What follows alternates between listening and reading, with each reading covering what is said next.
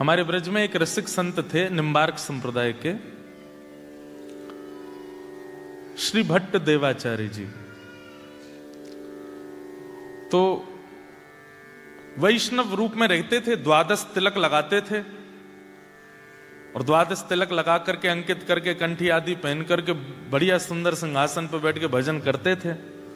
तो उनके बाह्य रूप को देख करके तो कोई भी आकर्षित हो जाता था। एक छोटा सा बालक उनके पास गया और दंडवत प्रणाम करके बोला कि महाराज, मुझे आपका तिलक बहुत अच्छा लगा, मुझे आपका स्वरूप बहुत अच्छा लगता है, आपकी बैठने की स्थिति, आपका बोलने का ढंग और आपकी नाम, ये सब चीज से मैं बड़ा आकर्षित हो गया हूं, मुझे आप गुरु दीक्षा दे दीजिए। तो श्री भट्ट देवाचार्य जी बोले, तुमको केवल हमारा तिलक, भजन, बोलने का तरीका और ये सभी प्रिय लगा है और तुम इसी से ही आकर्षित होकर दीक्षा लेने आ गए हो, 2 बार सोच लो। बोले मैंने सोच लिया, मुझे तो बस मेरे पलक झपकने का मन नहीं होता, आपको देखता रहूं, ऐसा लगता है कि आपका मुखमंडल कितना सुंदर है, आपके नेत्र कितने सुंदर हैं, आप कितने बढ़िया लगते हो, आप ही मुझे दीक्षा दे दीजिए। तो भट्ट देवाचार्य जी बोले ठीक है, मैं एक प्रश्न करूंगा, उसका उत्तर सही देना। बोले बताइए। बोले तुमको मेरे अलावा और क्या दिख रहा है? तो बालक बोला, आप दिख रहे हैं, आपका आसन दिख रहा है, आपका तिलक दिख रहा है, आपके सामने पोथी रखी है वो दिख रहा है, आपके हाथ में माला है, आपकी शिखा दिख रही है, आदि आदि जो जो बाह्य रूप था वो सब बता दिया। तो भट्ट देवाचार्य जी हंसे और बोले, अभी तुम दीक्षा के योग्य नहीं हो। चरणों में गिर गया, रोने लगा। बोले आप दे दीजिए ना दीक्षा, मैं और प्रयास करूंगा, अच्छा निखरने की कोशिश करूंगा। तो भट्ट देवाचार्य जी बोले, दीक्षा के बाद मैं कोई आज्ञा करूंगा तो तुम मानोगे? बोले हाँ मानूंगा। तो बोले मैं पहले आज्ञा कर देता हूं, बाद में दीक्षा दूंगा। बोले क्या आज्ञा है? बोले मानोगे? बोले पक्का मानूंगा। ध्यान से सुनिएगा। तो भट्ट देवाचार्य जी बोले, गोवर्धन चले जाओ और 12 साल तक नित्य परिक्रमा करो, रोज परिक्रमा, और 12 साल तक बेनागा परिक्रमा करके लौट के आओगे, तब हम तुमको दीक्षा देंगे। बालक बोला, छल लिया आपने तो मुझे। आपने कहा दीक्षा के बाद आज्ञा करूंगा तो भी मानना है, पहले कर देता हूं तो ये ऐसी आज्ञा करिए, मतलब 12 साल तक तो मैं कुछ कर ही नहीं सकता।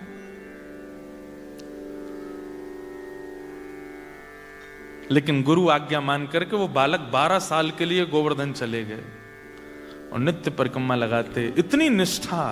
अब देखो आजकल तो गुरु लोग परीक्षा लेते ही नहीं है। आपसे किसी ने ऐसे कह दिया होता तो आप क्या करते? बोले सुनो, बहुत बतेरे गुरु बैठे हैं, हम कहीं और चले जाते हैं। हाँ ये भी कोई बात है? 12 साल की परीक्षा ले रहे हो आप हमारी।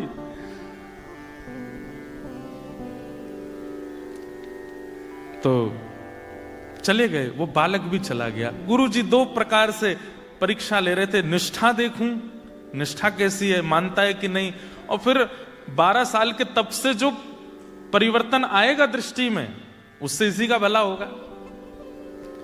तो 12 साल के लिए वो बालक चला गया, गिरिराज जी की रोज परिक्रमा करी और गिरिराज जी से रोज प्रार्थना करते, हे गिरिराज बाबा मुझे योग्य बना दो कि मैं अपने गुरु से दीक्षा ले सकूं।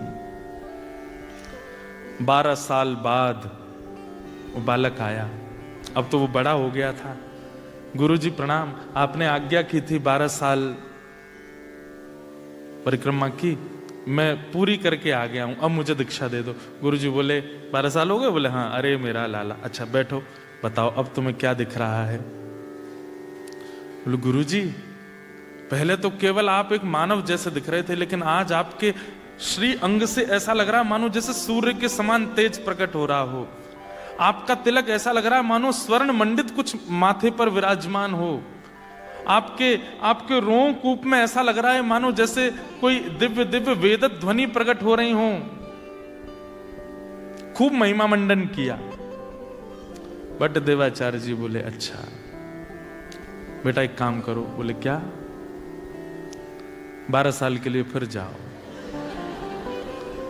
बोले गुरुदेव ये क्या? बोले अभी जो तुमको दिखना चाहिए वो दिखा नहीं है, और जब तक वो दिखेगा नहीं मैं दीक्षा दूंगा नहीं। बहुत रोए, बोले कि भगवान ऐसा मत करो, मैं बहुत तड़प के आया हूं। बोले जो भी हो, अगर मुझसे दीक्षा चाहिए तो 12 साल और जाओ। वो बालक फिर से गया। 12 साल, 24 साल, 12 साल पहले और 12 साल अब, बेनागा गिरिराज जी की परिक्रमा रोज की, केवल गुरु को जीवन में लाने के लिए। हम ठाकुर जी को जीवन में लाने के लिए तप नहीं करते। वृंदावन जाते हैं, शॉपकीपर से कहते हैं हाँ भाई कितने के हैं गोपाल जी? 5000 रुपए। थोड़े कम कर लो यार, ऑस्ट्रेलिया से आए हम। भैया एक बात हमारी ध्यान से सुनिएगा, भजन, भक्ति, गुरु, वैष्णव, ठाकुर जी, ये सहजता से अगर जीवन में आ गए ना, आप उनकी सेवा फिर निपुणता से करोगे नहीं। इसलिए मूल्यवान वो मोल से आने चाहिए, वो मेहनत से आने चाहिए, वो तप से आने चाहिए, तभी आप उनका मूल्य समझोगे। 24 साल हो गए। अब वो बालक नहीं रहा है, अब तो वो बड़ा हो गया, आयु उसकी खूब हो गई। आया, प्रणाम किया, बोले गुरुदेव 24 वर्ष की तपस्या पूरी हो गई, अब आज्ञा कीजिए। गुरु जी बोले बैठो सामने, बताओ अब क्या दिख रहा है? गुरुदेव ऐसा लगता है कि आप कोई सहचरी हैं, आप कोई ठाकुर जी की नित्य दासी हैं। आप अभी तक मुझे पुरुष रूप में दिखते थे, पर ऐसा लगता है कि आप ब्रज की कोई गोपी हो, और आप अभी अभी दही मत करके आए हो, और दही से निकले हुए जो माखन के लोना है वही आपके मुखमंडल पर छींटे के रूप में दिख रहे हैं। जो पहले तिलक दिख रहा था, अब उसको वो कुछ और दिख रहा था। गुरुजी बैठे बैठे प्रसन्न हो रहे थे, खुश हो रहे थे, और बोले आप अभी ऐसे लग रहे हो कि जैसे मानो ठाकुर जी वेणुनाद कर रहे हैं और आपको अपनी लीला में बुला रहे हैं, और आप बस तुरंत मेरे से मुक्त होकर के सीधे वहीं जाने को तत्पर बैठे हैं। ऐसा लगता है कोई दिव्य लीला हो रही है, और आप उस लीला की एक गोपी हैं। ये कोई आडंबर नहीं था, ये सत्यता थी, ऐसा ही दिख रहा था उसको। बट देवाचार्य जी बोले बेटा, बोले जी गुरुदेव, बोले 12 साल के लिए जाओ गोवर्धन। लेकिन अब की बार वो रोया नहीं, वो समझ गया कि नहीं, मेरी योग्यता अभी बनी नहीं है। फिर भी कहा गुरुदेव मैं जान सकता हूं क्या मुझे जो दिख रहा है वो सत्य नहीं है? बोले सत्य है, लेकिन तूने आते ही कहा कि 12 साल की तपस्या पूरी हुई। ये 12 वर्ष की तपस्या का एक अभिमान तेरे चित्त में है, एक बार और जाओ। कितने 12 थोड़ी, अब तो कितने हो गए, 24 वर्ष हो गए। फिर से गया, 12 साल फिर गिरिराज जी की परिक्रमा करी, और जैसे ही 36 वर्ष हो गए, लौट करके जब आए, श्री भट्ट देवाचार्य जी अपने आसन पर बैठे थे, और सामने से वो जैसे ही आया, आते अब कुछ बोला नहीं, अब कुछ कहा नहीं, बस नेत्रों से अविरल अश्रुधारा गिरी। भट्ट देवाचार्य जी बोले कहो बालक, क्या कह रहे हो? बोले नाथ, ऐसा लगता है कि मानो मेरे सामने साक्षात यशोदा मैया बैठी हैं, और उनके एक गोदी के ऊपर साक्षात किशोरी जी बैठी हैं, और दूसरी गोदी में साक्षात श्री लाल जी बैठे हैं। श्री प्रिया लाल जी को गोद में लेकर के मानो जैसे यशोदा जी बैठी हैं, मानो जैसे कीर्ति मैया मेरे सामने बैठी हैं, मानो जैसे साक्षात कोई गोपी दोनों युगल सरकार को लेकर के बैठी है। तुरंत भट्ट देवाचार्य जी अपने आसन से उठे। युगल गोदी में दिखे ना? बोले हाँ। बताओ ठाकुर जी का रूप कैसा है? बोले कटाक्ष नेत्र हैं, मंद मंद मुस्का रहे हैं, थोड़ी थोड़ी दतुइयां दिख रही हैं। श्री जी का रूप कैसा है? बोले बिल्कुल कमलांगी हैं, कमल जैसा अंग है, सुंदर कटाक्ष नेत्र हैं, धीमे धीमे श्याम सुंदर को देख रही हैं। जब बिल्कुल विश्वास हो गया कि हाँ यही दिख रहा है, तुरंत भट्ट देवाचार्य बोले अब दीक्षा दूंगा, यही दिखाना था। अभी तक तुमको केवल मैं दिखा, अभी तक मेरी योग्यताएं दिख रही थी, अभी तक मेरा प्रभाव दिख रहा था, लेकिन वास्तविक दर्शन अब हुआ, अब तुम्हें दीक्षा देंगे। और वही हमारे ब्रजमंडल के एक अद्भुत रसिक बने वो बालक, और उनका नाम हुआ हरिव्यास देवाचार्य। क्या नाम हुआ? हरिव्यास देवाचार्य। उन्होंने बड़े अच्छे अच्छे पद गाए, था तो नाम उनका हरिव्यास देवाचार्य, लेकिन उनके पद में वो अपना नाम आता है ना, सब सूरदास जी का नाम आता है, कुंभनदास जी का नाम, उनके पद में नाम आता है हरिप्रिया। उन्होंने अपना नाम रखा हरिप्रिया। ये है संत दर्शन। हमको तिलकधारी, धोतीधारी, चोटीधारी, वैष्णव, तुलसीधारी में दोष दिख रहा है। और यहां देखिए एक आचार्य चरण 36 वर्ष तप करा करके अपनी गोद में ठाकुर जी दिखा रहे हैं। हमारी भक्ति तब जानो कि अत्यंत दोष युक्त वैष्णव भी सामने आ जाए, उसमें भी हमको गुण का दर्शन हो, तब समझो कि हमारा भजन फलीभूत हो रहा है। कोई आपसे आकर के कहे, बोले वो सिडनी वाले भैया है ना, वो पूरे दिन नाम जप करते रहते हैं, बोले हाँ, अरे वो ऐसे ही हैं, वो ऐसे ही हैं, उनकी बातें ऐसी हैं, उनके काम ऐसे ही हैं, आदि आदि सब बातें। लेकिन आपके मन में क्या है? भैया देखो, मेरे सामने उनकी निंदा मत करो। ठीक है, वो होंगे जैसे भी हों, पर मुझे उनके बारे में ऐसा मत बोलो। ऐसी स्थिति जब हो जाए, दोष अन्यस्य दोष गुण चिंतनमाश मुक्त्वा, दूसरे के दोष और गुण सुनने में आपकी रुचि बंद हो जाए, तब समझो कि आप वैष्णव हो, आप भक्त हो। अरे मेलबर्न वाली है ना, वो ऐसे ऐसे करती है, अच्छा मुझे लग तो रहा था पहले से। उसी समय आपने अब तक जितना भजन किया ना, सब नष्ट हो जाता है। अरे भैया, उसको न्याय ठाकुर जी देंगे, आप उसमें दोष मत देखिए, आप उसमें कुभाव मत देखिए। हम कथा करते हैं तो कई अन्य कथाकार कभी कभी कुछ गलत भी बोलते हैं, ये तो ऐसे हैं, ये तो वैसे हैं। अब मुझे कोई आके बोलता, बोल महाराज जी, वो वाले महाराज जी आपके लिए ऐसा ऐसा कह रहे थे, तो मेरे मन में भाव आता, मैं देखो एक मेरी बात सुनना भाई, वो भी कथा करते हैं ना, बोले हाँ, उनको व्यासपीठ मिली है, इसका मतलब क्या? उनमें कोई गुण है, ठाकुर जी ने कोई गुण देख के उनको व्यासपीठ पर बैठाया है। इसलिए वो क्या कहते हैं मुझे उसकी चिंता नहीं, पर वो स्मरण तो करते हैं ना मेरा, भले ही दोष भाव से करते हैं, उनको याद तो आती है ना हमारी, आने दो। ऐसे विचार बनाओ, ऐसा एक हरि व्यास, उनका एक पद सुना दें, जिनकी 36 वर्ष की तपस्या थी। 36 वर्ष में वास्तव में गुरुजी ने उनको हरिव्यास देवाचार्य बनाया। उनका एक बहुत सुंदर, ऐसे तो बड़े सुंदर सुंदर पद हैं उनके, लेकिन एक बहुत सुंदर पद है, जीवन धन राधा वल्लभ लाल, जीवन धन राधा वल्लभ लाल, जीवन धन राधा वल्लभ लाल, जीवन धन राधा वल्लभ लाल, कृष्ण वल्लभा रसिक राधा, कृष्ण वल्लभा रसिक राधा। एक बात सुनिए, मुझे बहुत आश्चर्य हो रहा है कि मैं ऑस्ट्रेलिया में ये सब भाव सुना रहा हूं। ये ढूंढने से नहीं आते, भारत में कई जगह पर कथा करने पर। निश्चित ही आपको अभिमान हो इसलिए नहीं बोल रहे हैं, यहां जरूर वैष्णव रसिक जन बैठे हैं, तभी ये भाव प्रकट हो रहे हैं, तभी ये भाव आ रहे हैं। गाइए मेरे साथ में, बहुत अच्छा स्वर है आपका।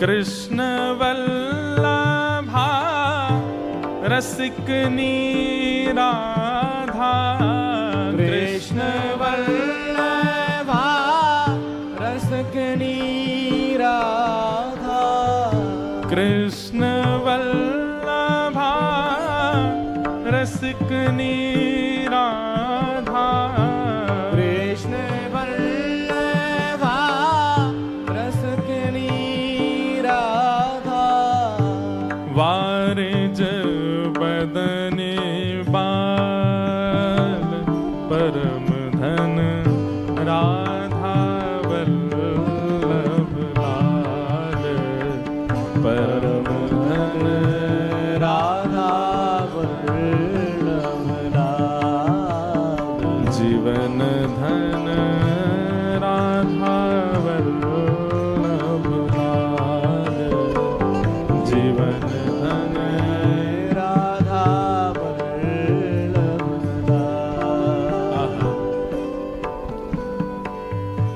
जुगल किशोर किशोरी जोड़ी, जुगल किशोर किशोरी जोड़ी, जुगल किशोर किशोरी जोड़ी, जुगल किशोर किशोरी जोड़ी। कैसे हैं? गोरी श्याम तमाल, गोरी श्याम तमाल,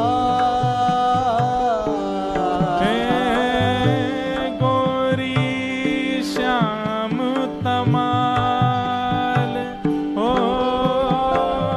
गोरी श्याम तमाल, जीवन धन राधा वल्लभ लाल, जीवन धन राधा वल्लभ लाल, जीवन धन राधा वल्लभ लाल, जीवन धन राधा वल्लभ लाल। किसी ने पूछा आप ये युगल भाव क्यों गा रहे हो? जीवन धन राधा वल्लभ लाल, उनकी रूप माधुरी का वर्णन कर रहे हो। गोरी श्यामा जी हैं। तमाल, तमाल एक वृक्ष है। आप लोग जब 84 कोस की व्रज यात्रा करेंगे ना, तो बीच बीच में तमाल वृक्ष आते हैं, तो कहीं कहीं ऐसी आज्ञा करते हैं कि इस वृक्ष को हृदय से लगाओ। तो तमाल वर्ण के जो वृक्ष हैं वो कृष्ण का ही रूप माने जाते हैं। इसलिए आज भी पैदल यात्रा करने वाले लोग जब भी तमाल वृक्ष देखते हैं उसको ऐसे हृदय से लगाते हैं, क्योंकि उसकी आकृति और उसका रंग कृष्ण जैसा ही होता है। इसलिए कई जगह श्री कृष्ण के वर्ण को तमाल वृक्ष से वर्णित किया गया है। तो किसी ने पूछा कि श्री हरिव्यास जी आप ये स्तुति क्यों गा रहे हो, चाहते क्या हो? तब अंतिम पंक्ति में अपने भाव कहते हैं, बसहु निरंतर श्री हरि पिया हिय, बसहु निरंतर श्री हरि पिया, बसहु निरंतर हिय श्री पिया हरि, बसहु निरंतर प्रिया, बसहु निरंतर श्री हरि पिया हिय, बसहु निरंतर श्री हरि प्रिया हिय, आनंद रूप रसा, आनंद रूप रसा, जीवन धन राधा वल्लभ लाल, जीवन धन राधा वल्लभ लाल, परम धन राधा वल्लभ लाल, परम धन राधा वल्लभ लाल, हे जीवन धन राधा वल्लभ लाल, जीवन धन राधा वल्लभ लाल, बसहु निरंतर श्री हरि पिया हिय, बसहु निरंतर श्री हरि। हरिराम हरिव्यास देवाचार्य जी का जो निकुंज का नाम है वो क्या है? हरिप्रिया। जब गुरु दीक्षा होती है ना तो गुरु जी भी एक नाम देते हैं। गुरु दीक्षा के बाद गुरु जी जो नाम देते हैं ना, फिर ठाकुर जी आपको उसी नाम से ही जानते हैं। फिर आपका जो माता पिता के द्वारा प्रदत्त नाम है उससे आपको ठाकुर जी नहीं जानते। इसलिए हमारे यहाँ नियम कहते हैं कि जब दीक्षा हो जाए तो गुरु जी जो नाम दें, पूरी दुनिया में तो आप माता पिता वाले नाम को रखो, जॉब में भी उसी नाम को रखो, सोशल अकाउंट पे भी उसी नाम से रहो, दुनिया में उसी नाम से जाओ, पर जब जब ठाकुर जी के सामने जाओ अपने गुरु द्वारा प्रदत्त नाम से ठाकुर जी को प्रणाम करो। हे नाथ, हरिप्रिया दासी का आपको प्रणाम। अब नाम आपका भले ही कुछ भी है, लेकिन गुरु जी ने हरिप्रिया दासी रखा है, तो उसी नाम से प्रणाम। बड़े बड़े रहस्य हैं भैया। जब आप अपना गुरु प्रदत्त नाम बोलते हैं ना ठाकुर जी के आगे, फिर ठाकुर जी के मन में इच्छा प्रकट होती है कि अरे ये उस परंपरा के शिष्य हैं, चलो इनको अब निकुंज का आस्वादन कराया जाए। आप अनुभव करेंगे कि कभी कभी स्वप्न में, कभी कभी भाव में, कभी कभी इमेजिनेशन में ठाकुर जी की लीलाएं दिखेंगी। क्योंकि गुरु क्या करते हैं, हाथ पकड़ करके संसारी भाव से निकुंज में प्रवेश कराते हैं। इसलिए हरिव्यास देवाचार्य जी का निकुंज का नाम क्या है, हरिप्रिया। तो वे क्या कह रहे हैं, बसहु निरंतर हिय श्री हरिप्रिया, आनंद रूप रसाल जीवन धन राधा वल्लभ